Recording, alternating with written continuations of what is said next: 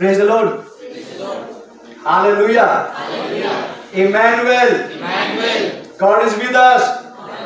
परमेश्वर हमारे साथ है। इमैनुअल का अर्थ ये है, परमेश्वर हमारे साथ। इंडियन चर्च ऑफ क्राइस्ट, शालोम on you. May the Lord Jesus Christ bless you all and keep you safe. मसीह भारतीय कलीसिया को प्रभु यीशु मसीह के नाम में शांति और सुरक्षा लगातार मिलती रहे। आप सब लोगों का प्रभु यीशु मसीह के नाम में स्वागत है online offline Sunday church service में क्राइस्ट मुक्ति द्वार फेलोशिप की ओर से। और आज का जो संदेश है ये मुझे सचमुच में बताया गया, बोल के बताया गया। रोमियो की पत्री 4 अध्याय। मैं अपनी प्रार्थना कर रहा था, मैंने टाइम देखा, उसी वक्त 3:45 और मैंने दिमाग में इस बात को याद रखा कि मैं प्रार्थना खत्म करने के बाद अपने पर्सनल डिवोशन में रोमियो की पत्री उसका 4 अध्याय ही पढ़ूंगा। रोमियो की पत्री 4 अध्याय, रोमन्स चैप्टर 4। और जब मैं इसको पढ़ रहा था तो इसमें बहुत सारी बातें हैं। इसमें ये विश्वास और अब्राहम के बारे में है ये बात, पूरा चैप्टर। इसके थोड़े से हिस्से को हम लोग देखेंगे।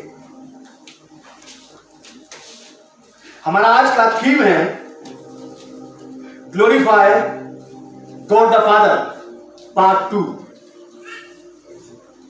परमेश्वर पिता को महिमान्वित करना भाग 2। जिन लोगों से इसका भाग 1 छूट गया वो YouTube चैनल पर जाकर के देख सकते हैं। हमारा YouTube चैनल का नाम है CMD फेलोशिप। और जिन लोगों ने ये चैनल अभी भी सब्सक्राइब नहीं किया है, कृपया करके आप चैनल सब्सक्राइब करें और अपने दोस्तों को, मित्रों को, रिश्तेदारों को जरूर शेयर करें, क्योंकि यहाँ पे बहुत कुछ ऐसा है जो एक अच्छे मसीह विश्वासी के लिए मार्गदर्शन कर सकता है। हमारा थीम है glorify God the father part 2। परमेश्वर पिता को महिमान्वित करना भाग 2। भाग 1 में हमने देखा था भजन संहिता 50 अध्याय के अंदर हमने आसाफ के द्वारा कि धन्यवाद का करने वाला ही मेरी महिमा करता है। फिर हमने यीशु मसीह को देखा था कि जो काम तूने इस पृथ्वी पर करने के लिए मुझे दिया है, उस पर्टिकुलर काम को करके मैंने इस पृथ्वी पर तेरी महिमा की है। तीसरा, ये परमेश्वर का मित्र अब्राहम, ये बुजुर्ग व्यक्ति जो चला गया दुनिया से, उसके विषय में यहां पे एक लेख है जिसने मेरे हृदय को बहुत छुआ और मैं समझ गया था कि परमेश्वर चाहता है कि मैं ये वाली बात लोगों के सामने लाऊं। रोमियो की पत्री 4 अध्याय 19 से 22, 19 पद से 22 पद तक पढ़ेंगे। मैं पढ़ रहा हूं और आप लोग सुनिए। वह जो 100 वर्ष का था, ये अब्राहम के बारे में हो रही है बात। वह जो 100 वर्ष का था, अपने मरे हुए से शरीर और सारा के गर्भ की मरी हुई सी दशा जानकर भी विश्वास में निर्बल नहीं हुआ और ना अविश्वासी होकर परमेश्वर की प्रतिज्ञा पर संदेह किया। वह विश्वास में दृढ़ होकर परमेश्वर की महिमा की और निश्चय जाना कि जिस बात की उसने प्रतिज्ञा की है वह उसे पूरी करने में भी समर्थ है, एम्पावर्ड है, पावरफुल है वो अपने काम को करने में भी। इस कारण यह उसके लिए धार्मिकता गिना गया। मैंने बड़ी शालीनता से, बड़ी सभ्यता से आपके सामने पोर्शन को, स्क्रिप्चर को पढ़ के बताया है ताकि आपको एक एक बात ठीक से समझ में आए। यहां पर एक व्यक्ति है अब्राहम। बाइबल बताते हैं कि अब्राहम विश्वासियों का पिता है, विश्वासियों का। हमने परमेश्वर पर विश्वास किया, इस नाते हम अब्राहम की संतान, उसके वंश कहलाए। क्योंकि जितने लोग विश्वास करते हैं परमेश्वर पर, अब्राहम के समान है, वो अब्राहम की संतान है। कभी कभी ऐसा हो जाता है कि जैसे माता पिता होते हैं, बच्चे वैसे नहीं निकलते, बच्चे वैसे, और फिर माँ बाप को क्या बोलना पड़ता कि गर्व है तुम पे। क्या कहते हैं माँ बाप? आप कटा दी तुमने हमारी, तुमने सारे समाज में हमारी बदनामी करा दी। ऐसा कहना पड़ता है माँ बाप को तब जब बच्चे माँ बाप के जैसे अच्छे ना निकले। अब्राहम विश्वास के द्वारा, विश्वास के कारण से परमेश्वर का मित्र कहलाया। मित्र। और आमोस की किताब में ऐसा लिखा है कि परस्पर दो लोग अगर किसी एक बात पर सहमत ना हो तो वो ज्यादा दिन तक आगे नहीं जा सकते। अब्राहम परमेश्वर का मित्र कहलाया। परमेश्वर के साथ एक लंबी वॉक, एक लंबी यात्रा की। कई सारी बातों में वो परमेश्वर के साथ शामिल रहा, बहुत सारी बातें परमेश्वर के साथ मिला रहा। और परमेश्वर के साथ जो उसका डेडिकेशन था, उसका समर्पण था, उसी बात ने अब्राहम की परमेश्वर की यात्रा को एक लंबा समय दिया। आपने और मुझ में, मेरे और आपके बीच में, आपके या किसी और दूसरे मित्र के बीच में अगर अंडरस्टैंडिंग ना हो तो ये रिश्ते, ये दोस्तियां ज्यादा दिन नहीं रहती। अंडरस्टैंडिंग पर डिपेंड करता है कि आपके और उस व्यक्ति के बीच में समझ बूझ कैसी है। समझ बूझ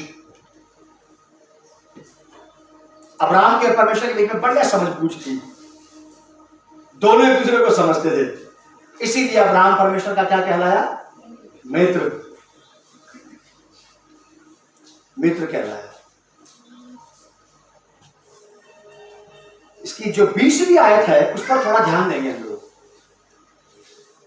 अब्राहम ने अविश्वासी ना होकर के परमेश्वर की प्रतिज्ञा पर संदेह नहीं किया और ना अविश्वासी होकर परमेश्वर की प्रतिज्ञा पर संदेह किया, पर विश्वास में दृढ़ होकर परमेश्वर की महिमा की। इसको इतना ही पढ़ेगी, इसका बी पार्ट। और अब्राहम ने विश्वास में स्थिर रहकर, दृढ़ रहकर, या ये कहिए कि अब्राहम ने अपनी बदतर परिस्थितियों में परमेश्वर पर विश्वास रख के उसको ग्लोरीफाई किया है। परमेश्वर को महिमा देना केवल 4 लोगों के बीच में, जैसा कि राजा आसाफ ने कहा भजन संहिता 50 अध्याय के 23 पद में कि धन्यवाद का करने वाला ही परमेश्वर की क्या करता है? महिमा। महिमा का मतलब होता है उसको आदरणीय, सम्मानित करना, ग्लोरीफाई करना, उसके गले में हार डाल देना, उसके आगे अपने कपड़े बिछा देना, उसके आगे नतमस्तक होकर लंबा लेट जाना। इसे कहते हैं महिमान्वित करना। इसे कहते हैं परमेश्वर को महिमान्वित करना।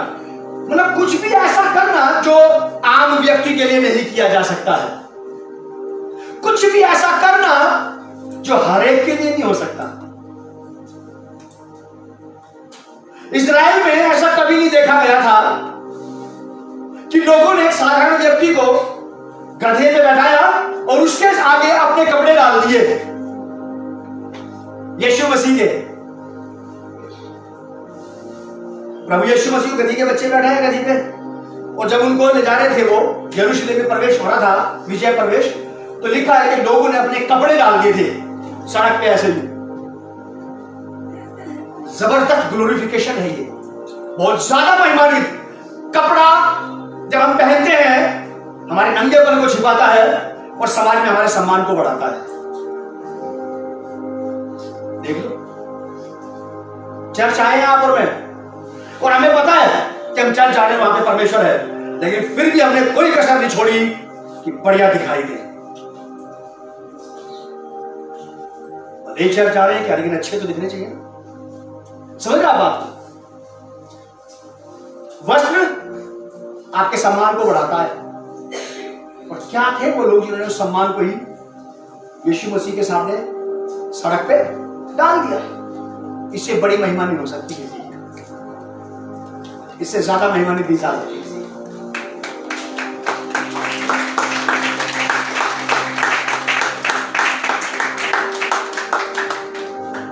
अपना सम्मान अपने ऊपर से उतार करके किसी और के चरणों में बिछा देना।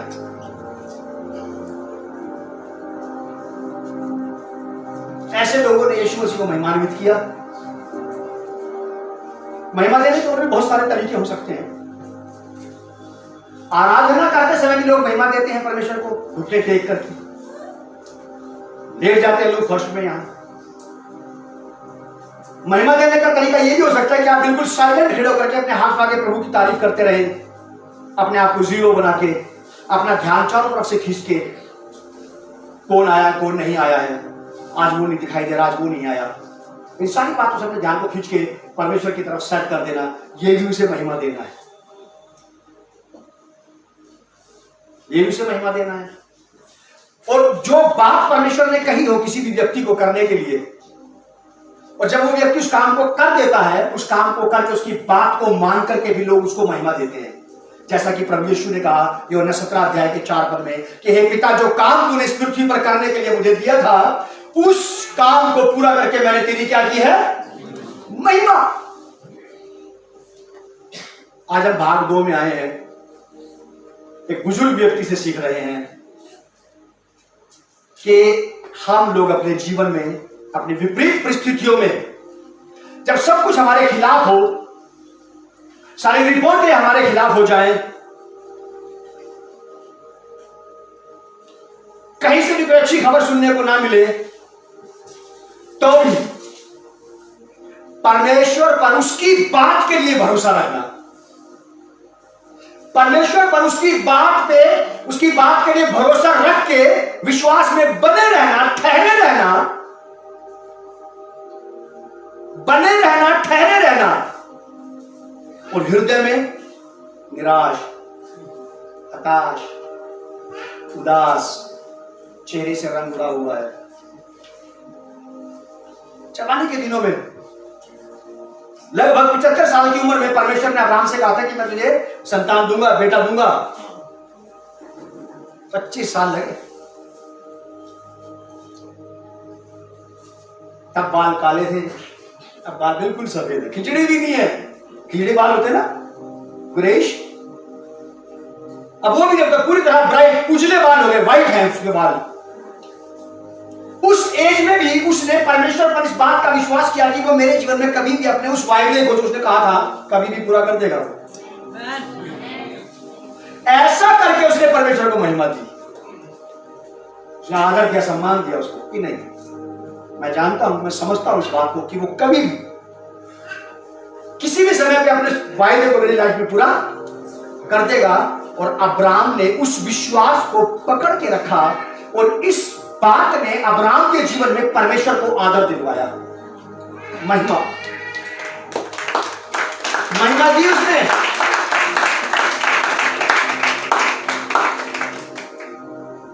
हमें से कोई भी व्यक्ति ऐसा कर सकता है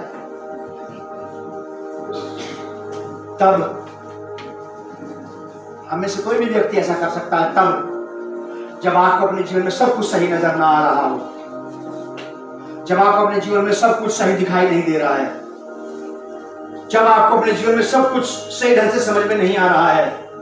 और अगर आप परमेश्वर के वचन के पढ़ने वाले व्यक्ति हैं, तो इसके अंदर जो प्रतिज्ञाएं हैं, इसके अंदर जो वायदे हैं, उसके कि वो आपके जीवन में पूरे करेगा। आप उन पर भरोसा रख के शांति से ठहरे रह सकते हैं। चाहे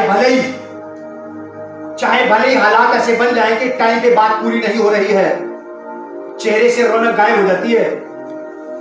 अब्राहम के भी हो गई थी। बुढ़ापे की स्किन में और जवानी की स्किन में फर्क होता है। जब परमेश्वर अब्राहम से मिला था तब उसके चेहरा चमकता था जवानी के कारण। अब 100 साल की उम्र में उसका बच्चा पैदा होने वाला है, अब बुढ़ापे की झुर्रियां उसके चेहरे पे हैं और बाल भी सफेद हो गए। लेकिन इन 25 सालों में, लगभग 25 सालों में अब्राहम अपने जीवन में परमेश्वर को लगातार कंटिन्यूली महिमा देता रहा, उसी विश्वास को बनाए रखने में, उसी विश्वास पे ठहरे रहने में जो परमेश्वर ने उससे कहा था कि मैं तुझे वंश दूंगा, मैं तुझे संतान दूंगा, मैं तुझे बेटा दूंगा, मैं तेरे वंश को बढ़ाऊंगा। आसान नहीं है ठहरे रहना। बताने में आसान लग सकता है, किसी को सुनने में आसान लग सकता है, लेकिन ये जीना और कर पाना ये उतना आसान नहीं है। लेकिन एक बात तो है, दुनिया में जितने भी मुश्किल काम हैं वो सब परमेश्वर ने किनको दिए हैं? मनुष्यों को, मनुष्यों को दिया है। बड़ी बड़ी बिल्डिंगें बना देना और बड़ी बड़ी बिल्डिंगों पे कांच लगाना बाहर फ्रंट पे, बड़ी बड़ी बिल्डिंगें बनाना और बड़ी बड़ी बिल्डिंगों पे बाहर से पेंट करना, लटक के झूले पे, ट्रेन से, लिफ्ट से, जैसे भी करना तो पड़ेगा। बड़े मुश्किल काम परमेश्वर ने मनुष्य को दिए हैं। जो आसान काम थे वो किसी और को दे दिए प्रभु ने। बहुत धीरे धरने वाली बात है, पर विश्वास में दृढ़ होकर उसने परमेश्वर को अपने जीवन में महिमा दी। उस बात पर विश्वास करके जो परमेश्वर ने उससे कही थी। जब आप परमेश्वर के वचन को पढ़ते हैं, जब आप परमेश्वर के वचन की स्टडी करते हैं, जब आप उसके ऊपर ध्यान देते हैं और जो कुछ आपको लगता है, जो वायदे प्रतिज्ञाएं परमेश्वर ने पवित्र शास्त्र बाइबल में आपके लिए कर रखी है, आपके भविष्य के लिए कर रखी है, आपकी पीढ़ियों के लिए कर रखी है, आपको उन बातों पर विश्वास करना चाहिए। और जब आप उस पर विश्वास करेंगे उन बातों पर, तो ऐसा करके आप परमेश्वर को महिमा दे रहे हैं। कितना आसान है महिमा देना। रुपया थोड़ी लग रहा है, पैसा थोड़ी खर्चा करना पड़ा इसके लिए। इसके लिए परमेश्वर की बात पर स्थिरता से ठहरे रहना है बस, कि नहीं वो ऐसा ही करेगा मेरे लिए।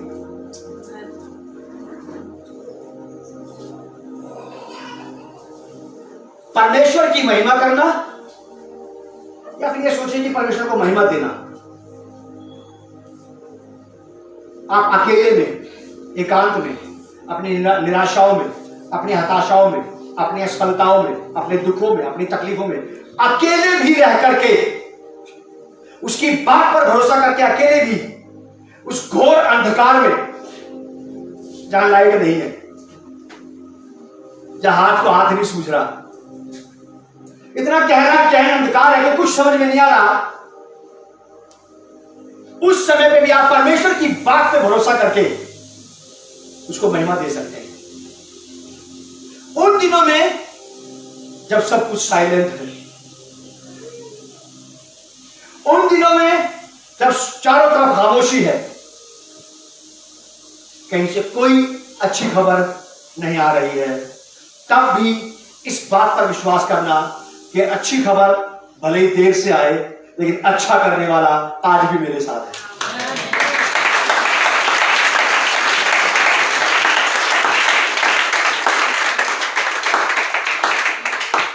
गुड न्यूज हो सकता थोड़ा लेट आए, लेकिन good God is with me, है ना? लेकिन ये आपको ठहरना पड़ेगा तब तक कि आप ये कह पाए, आपके जीवन से कोई इस बात को देख करके कह पाए, क्योंकि विश्वास में बने रहना ये भी परमेश्वर को महिमा देता है। ये वो महिमा दी जा रही है जिसका शायद किसी को कभी भी पता नहीं लगेगा कि आपने अपने जीवन के वो अंधेरेपन, अंधकार में सुबह के रोते हुए किस प्रकार बिताए, कैसे वो अदृश्य पल, अनदेखे पल जिनको कोई नहीं जानता, आप जानते हैं। आपने अपने बिस्तर पे लेटे लेटे अपने तकिए कैसे गीले किए और विश्वास में बने रहे कि नहीं, मैं विश्वास करती हूं इस बात का कि प्रभु मुझे यहां से बाहर निकाल दे।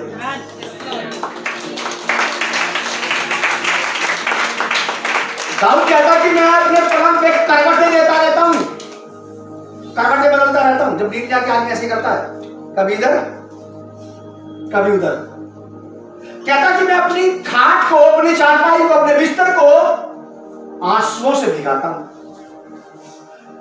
ये बात लिखने के बाद हमें पता लगी भजन संहिता में कि हाँ ऐसा हुआ था, लेकिन जब ऐसा हो रहा था कोई नहीं जानता था। जब आपके साथ ऐसा हो रहा कोई नहीं जानता, लेकिन जब आपके जीवन से परमेश्वर को महिमा दी जाती है तब 20 लोग, 50 लोग, 250 लोग, 300 लोग यहां बैठ करके इस बात को जान जाते हैं कि इसके जीवन में परमेश्वर ने क्या बड़ा काम किया है।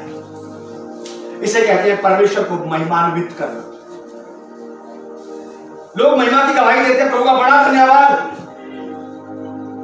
फलाना वाला बड़ा काम हो गया भाई हमारा, बड़ी अच्छी बात है।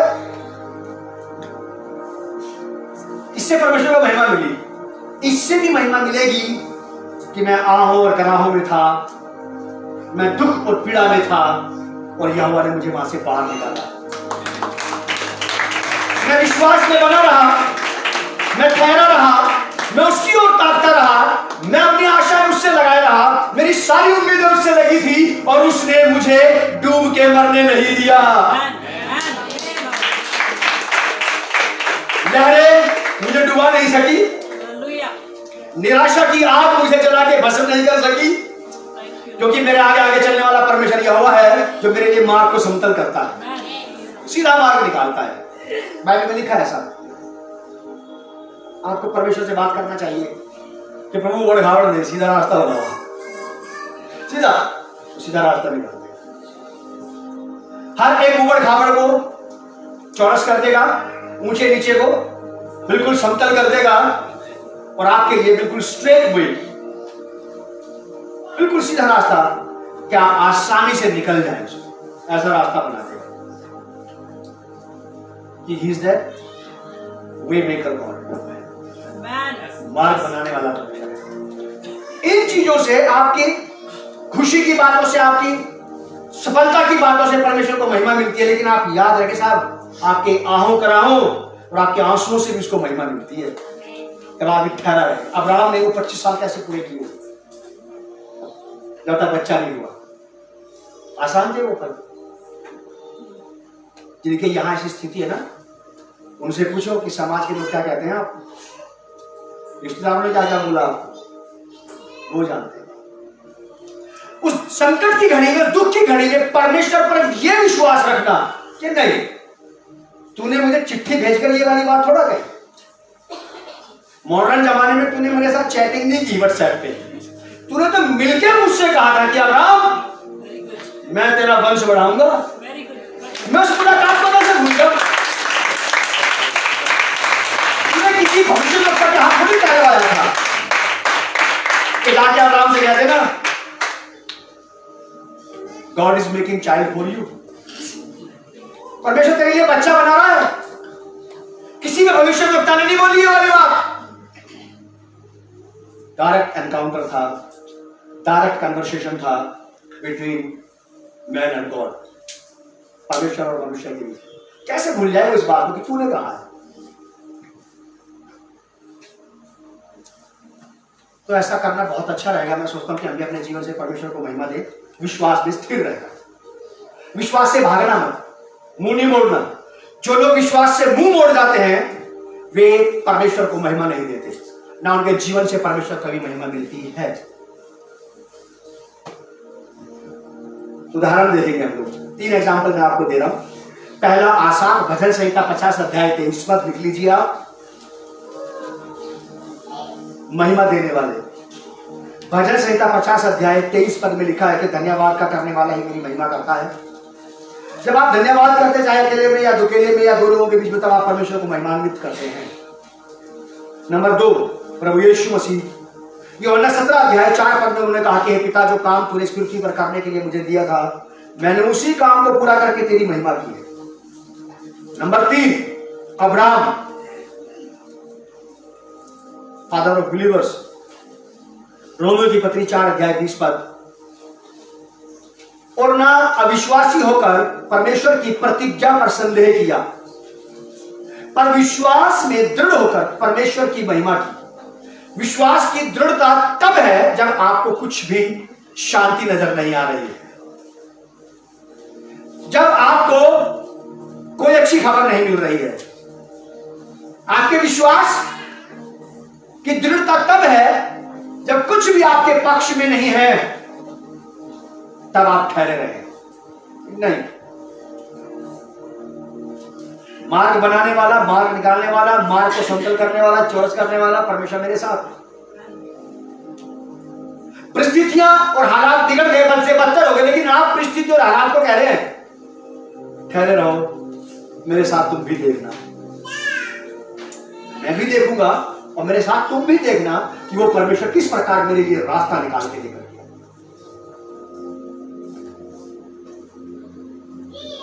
फेथ की स्पेलिंग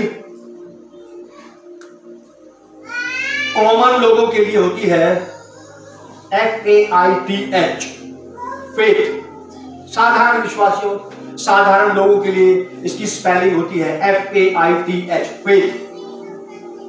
इतिहासकारों के लिए, इतिहास बनाने वालों के लिए इसकी स्पेलिंग होती है RISK।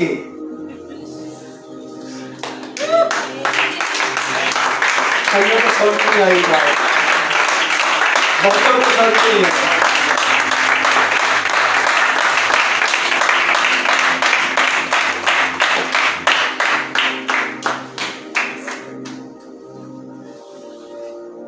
साधारण लोगों के लिए फेथ की स्पेलिंग होती है FAITH, फेथ। इतिहासकारों के लिए, जो इतिहास बनाते हैं जिंदगी में, बिलीवर, विश्वासी, उनके लिए इसकी स्पेलिंग होती है, क्या होती है? स्पेलिंग क्या होती है? RISK, risk. अब्राहम ने रिस्क उठाया था 25 साल, समाज का, बहुतों का, वो बात के द्वारा उसने परमेश्वर को महिमा दी। अगर अब्राहम ने रिस्क नहीं उठाया होता तो मैं सोचता हूं आज इतने रिस्पेक्ट के साथ आज इस बुढ़े की बात को नहीं पढ़ रहे होते हम। इस बूढ़े आदमी की बात को इतने आदर के साथ हम नहीं पढ़ रहे होते। इस गुजर गए व्यक्ति की बात को इतने सम्मान के साथ कलीसिया में नहीं बताया जाता। यह इतिहासकार है और मेरे जाने के बाद भी पीढ़ियों के बाद भी प्रचारक वाला जिक्र करते रहेंगे कि अब्राहम नाम का एक व्यक्ति था, जिसने परमेश्वर को महिमा दी, जिसने परमेश्वर को महिमा दी। उन दिनों में जब फेथ का अकाल था, जब आपके पास चीजों की कमियां हो, तब विश्वास में बने रहना, यह है फेथ। वो नहीं कि सब कुछ बढ़िया चल रहा है, हालेलुया, प्रेज़ द लॉर्ड, तब भी ठीक है, लेकिन ज्यादा मजबूती उस व्यक्ति की है जिसके जीवन में चीजें डामाडोल रहती है। वो फिर भी वो स्थिरता से खड़ा रहता है कि नहीं, प्रभु मुझे संभालेगा, प्रभु मुझे बचाएगा और इन सारी चीजों से बाहर निकाल के मुझे एक सॉलिड ग्राउंड पर, चौरस ग्राउंड पर खड़ा कर देगा और मेरे पांव के नीचे एक दिन बहुत बढ़िया मजबूत जमीन होगी। लेकिन इससे महिमा मिलेगी परमेश्वर को, लेकिन उसको महिमा देने से पहले आपको अपने आप को मिटाना पड़ेगा, अपने आप को मिटाना पड़ेगा। बहुत लोग हैं जिन्होंने अपने आप को मिटाया, परमेश्वर को महिमान्वित किया। कई लोग हैं जो अपनी जान बचा करके भाग गए परमेश्वर के पास से, उसको उसकी आवश्यकता के मुताबिक वो नहीं दिया जो उसे मिलना चाहिए। चलिए, विश्वास करने वाला परमेश्वर को महिमा देता, लिख लीजिए आप। और परमेश्वर विश्वास में बने रहने वाले को महिमा देता है। यह ग्लोरी का आदान प्रदान है, महिमा का आदान प्रदान, एक्सचेंज ऑफ ग्लोरी। महिमा दीजिए रिस्क उठा के, खतरे उठा के, और परमेश्वर आपके जीवन में आपकी बातें पूरी करके आपको पूरे देश, पूरे शहर, पूरे समाज और आपके लोगों के बीच में महिमान्वित करेगा। वो ऐसा नहीं है कि आपने उसको दे दिया, उसको महीनों सालों आपकी परवाही नहीं है, पता ही नहीं उसको क्या हो रहा है आपके साथ। अगर आप उसे महिमा देंगे वो डेफिनेटली आपको महिमा देगा। आज हम अब्राहम अब्राहम अब्राहम अब्राहम कर रहे हैं और फख्र करते हैं कि we are a descendants of believer Abraham. हम विश्वास करने वाले विश्वासी अब्राहम की संतान है, उसका वंश है। हम में से कोई कह सकता है कि यहूदा इस्करियोती की तरफ से हुए है कोई दिलेर? वर्ल्ड वाइड लेवल पे, यूनिवर्सल चर्च में कोई है जो यहूदा इस्करियोती के नाम को रिस्पेक्ट से भी लेता हो? कोई नहीं लेता। और ले भी क्यों? भजन संहिता में लिखा कि हे यहोवा, क्या मैं तेरे बैरियों से बैर ना रखूं और क्या मैं तेरे सताने वालों से रूठ ना जाऊं? ऐसा जीवन जीना चाहिए जो परमेश्वर को नहीं अपनाता, हम भी तुम्हें नहीं अपनाते। जाओ। जो हमारे यीशु का रिस्पेक्ट नहीं करता, हम भी तुम्हें कुछ नहीं समझते, फिर जाओ।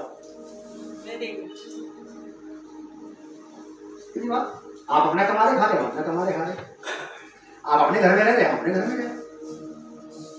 आपकी अपनी दुनिया, हमारी अपनी अलग दुनिया है। और क्या?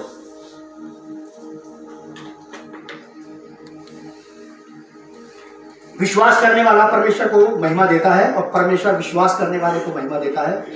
ये महिमा का आदान प्रदान है। आप उसको आदर दीजिए, वो आपको आदर दिलवाएगा। आप उससे प्रेम करिए, वो आपसे प्रेम करेगा। आप उससे शांति की बातें कहो, प्रभु मेरे जीवन में सब कुछ ठीक है, मेरी लाइफ में, मेरे घर में सब कुछ सही चल रहा है और हम मर तो जाएंगे, तुझसे अलग नहीं होंगे। इन बातों से परमेश्वर को शांति मिलेगी, उसको अच्छा लगेगा कि ऐसे लोग भी। अक्सर लोग क्या करते हैं कि परमेश्वर की शांति की बातें लोगों को बताते हैं। आपके मेरे पास से भी उसके पास विश्वास की और शांति की बातें जानी चाहिए कि प्रभु मैं मर तो सकता हूं लेकिन लौटूंगा नहीं, है ना? लास्ट की बात, दूसरा कुरिन्थियों 5 अध्याय 7 पद, सेकंड कुरिन्थियों, रोमियों के बाद ही आता है, 5 अध्याय 7 पद। प्रेरित पौलुस कलीसिया से कहते हैं, कुरिन्थ नगर की कलीसिया को पत्र लिख के बता रहे हैं, क्योंकि हम रूप को देखकर नहीं पर विश्वास से चलते हैं। हम रूप को देखकर नहीं पर विश्वास से चलते हैं। आत्मिक जगत में परमेश्वर के लोगों में, परमेश्वर के राज्य में विश्वास किस प्रकार का होना चाहिए? अगर मुझे सारी बातें, सारी आशीषें, भविष्य में प्रकट होने वाली मेरी महिमा, मेरा आदर मान सम्मान अगर स्पष्टता से नजर नहीं भी आ रहा है, तो भी है परमेश्वर मैं तेरे ही मार्ग में चलता रहूंगा। हम शारीरिक और सांसारिक लोग नहीं है कि हाथ कंगन को अर्जित किया, हम ऐसे लोग नहीं है कि हम तो देख के ही विश्वास करेंगे कि जहां चमत्कार वहां नमस्कार। क्या हम ऐसा नहीं करेंगे आपके साथ? आप हमारे जीवन में मिरेकल करो या ना करो, तो भी हमारा दंडवत और नमस्कार हमेशा आप ही को रहेगा।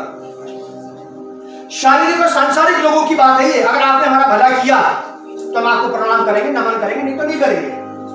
पौलुस वही बात बता रहा है कि हम विश्वासी, हम रूप को, आकार को देख करके नहीं चलते। अगर हमें हमारी भलाइयां सामने नजर भी नहीं आएंगे, हम तो भी परमेश्वर के साथ चलते चले जाएंगे। अगर मुझे परमेश्वर की ओर से कोई गुड न्यूज नहीं मिल रही है, तो भी मैं उसी से आशा लगाए रहूंगा अपनी तकलीफों के दिनों में भी, क्योंकि मेरे दुखों से भी विश्वास में स्थिर रहने के कारण उसे क्या मिलेगी? महिमा। और मेरे जीवन का उद्देश्य है, मैं बनूं या मिटूं, तुझे महिमा मिलना चाहिए। मैं रहूं या ना रहूं, तेरा नाम महिमा पाए।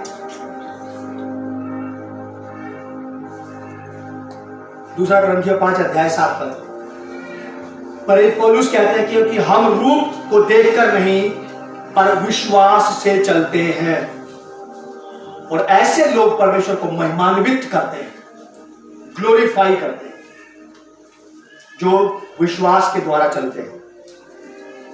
दूसरा कुरिन्थियों 4:18 का पहला भाग। और हम तो देखी हुई वस्तुओं को नहीं परंतु अनदेखी वस्तुओं को देखते रहते हैं। हम उन चीजों को देखते रहते हैं जिनका वायदा परमेश्वर ने हमें देने के लिए किया है। हम हालात और परिस्थितियों की वजह से निराशा, हताशा, उदासीनता को नहीं देखते रहते कि मुझे नहीं लगता भाई अब हालात लग नहीं रहे भाई अब मुझे। विश्वासी कर रहे हैं ऐसी बातें। ऐसे विश्वासी को बोलना चाहिए कि आप मुंह बंद करो, घर जाओ वापस, और तब तक मत आना जब तक मैं आपको अपने घर ना बुलाऊं।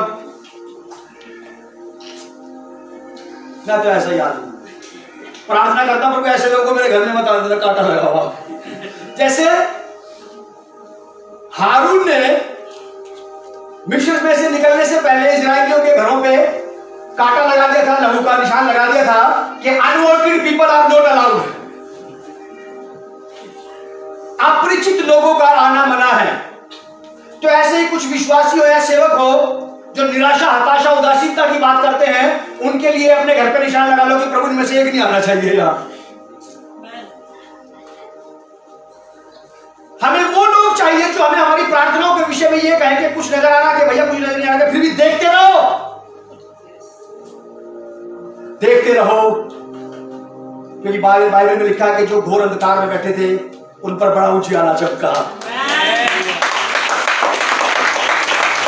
जो निराशा के, हताशा के, उदासीनता के, घबराहट के, बेचैनी के, डर के, खौफ के, अंधकार में बैठे थे, उन्होंने अपने जीवन में क्या देखा? बड़ा उजियाला। और वो लोग बड़े उजियाले को देख करके परमेश्वर की तरफ मुड़ गए। 4:18 और हम तो देखी हुई वस्तुओं को नहीं परंतु अनदेखी वस्तुओं को देखते रहते हैं।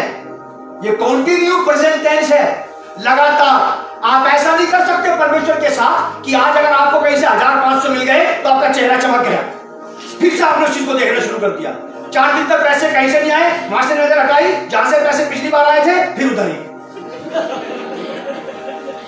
ऐसा नहीं हो, ये नहीं है बात, ये बात नहीं है। बात यही है कि चाहे मेरे पास दुनिया में कहीं से कुछ भी आता रहे, मेरी नजरें तुझसे नहीं हटेंगी,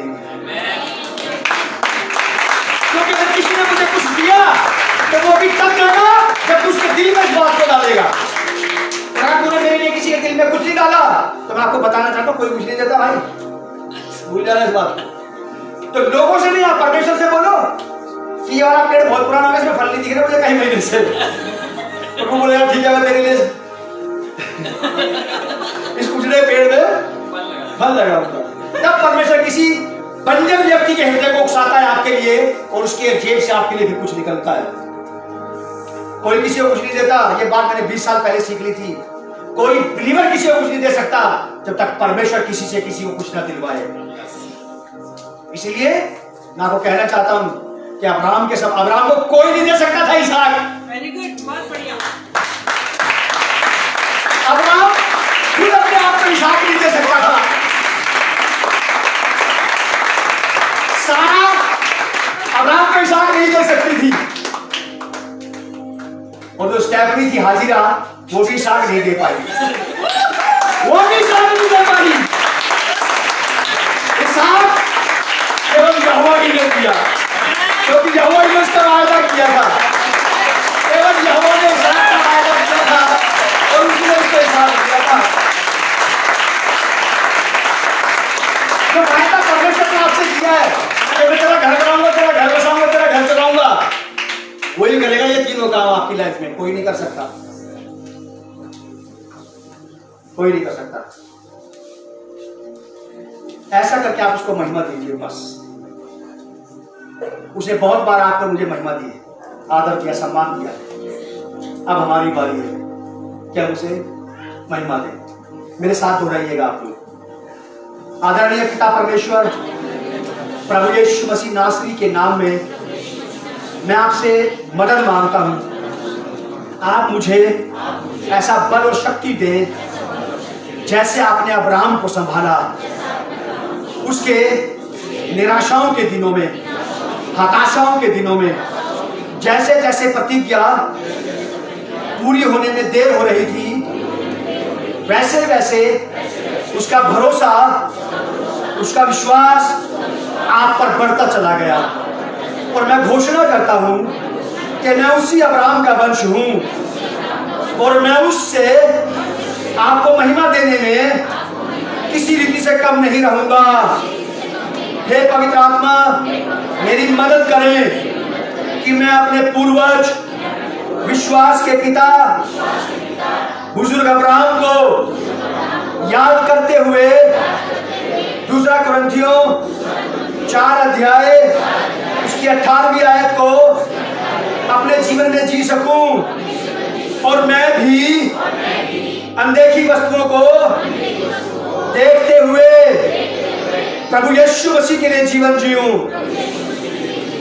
यीशु नासरी के नाम से आमीन। God bless you and shalom on you.